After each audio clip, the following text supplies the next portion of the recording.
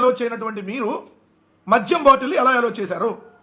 తక్షణం రాజీనామా చేయాలి. మీకు సిగ్గు సరే అని ఉంటే. అసలు తిరుమల తిరుపతి దేవస్థానానికి మీరు చేసినంత అన్యాయం కానీ, మీరు చేసిన దుర్మార్గాలు కానీ మరే ఇతర రాష్ట్ర గవర్నమెంట్ కూడా చేసినట్టు చరిత్రలో ఎక్కడ చూడలేదు. మీరు పోతూ పోతూ లడ్డుని కల్తీ చేసిపోయారు. కోట్లాది మంది హిందువులందరినీ ఒకసారిగా ఉలిక్కిపడేటట్టు చేశారు. యావత్ ప్రపంచంలో ఉన్నటువంటి హిందువులందరూ కూడా ఎందుకురా బాబు వీళ్ళని ఓట్లేసి గెలిపించామని సిగ్గుపడేటటువంటి పరిస్థితి తెప్పించారు. ఈవో ధర్మారెడ్డి గారి విచారణలో ఈ లడ్డు కల్తీకి కారణం మా పైన పెద్దలు అని చెప్పాడు కదా. ఎవరో పెద్దలు? మన జగన్ అన్నయ్య, ఇంకా ఎవరెవరు ఉన్నారు? మీరంతా ఉన్నారా? ఉండే ఉంటారు. తిరుమల తిరుపతి దేవస్థానాన్ని ఎంత దిగజార్చాలో అంత మీ ఇష్టం వచ్చినట్టు ఇష్టాసారంగా మీ రాజ్యం తిరుమల తిరుపతి దేవస్థానానికి ఎంత అన్యాయం చేయాలో అంతా చేసింది మీ గవర్నమెంట్. మన వాళ్ళు అప్పట్లో టీటీడీ బ్యాంక్ డిపాజిట్లని ప్రక్క రాష్ట్రాలకు తరలించేయడానికి ప్రయత్నించారు కదా. ప్రయత్నించి దొరికేశారు. ఏం చేద్దామని ప్రయత్నించారు? ఆ డిపాజిట్లు తీసి ఏం చేద్దామని, బ్యాంకులో వేద్దామనినా, మన ప్యాలెస్లో వేసుకుందామని పెట్టుకెళ్ళారా?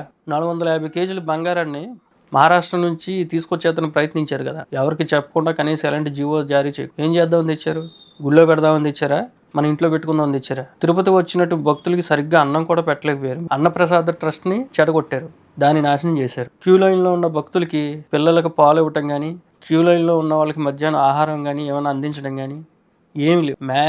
మ్యాక్సిమం ఎవరు తిరుపతి రాకూడదు అనే కాన్సెప్ట్తోనే పనిచేశారు మీరు అప్పట్లో. ఇది నిజం. మీ ఇష్టం వచ్చినట్టు రేట్లు పెంచేయడం, మొత్తం టీటీడీ బోర్డునే మీ వైసీపీ వాళ్ళతో నింపేయడం, వైనాట్ 800, 5,000 పెంచాయి, ఆ టైప్ సాగింది మన వ్యవహారం అంతా కదా. ఇవన్నీ చూసి మీకు 11 సీట్లతో సరిపెట్టారు జనం. అయినా మీకు ఎంత చేసినా సిగ్గు రావట్లేదు. మళ్ళీ ఇప్పుడు మద్యం బాటిల్ అయ్యి గవర్నమెంట్ టీటీడీకి అన్యాయం జరిగిపోతుందని దెయ్యం వేదాల వాళ్ళు ఇచ్చినట్టు నువ్వు వచ్చి చెప్తున్నావు. క్లియర్గా సీసీటీవీ కెమెరాల్లో దొరికేసరిగా మీ వాళ్ళు, మీ బ్యాచే కదా. మన వైసీపీ వాళ్ళ కార్లతోనే కదా బాటిల్ తీసుకొచ్చి అక్కడ పాడేశారు. అది క్లియర్గా సీసీటీవీ కెమెరాల్లో దొరికేసరిగా మళ్ళీ ఇంకేంటి మాట్లాడుతున్నావు?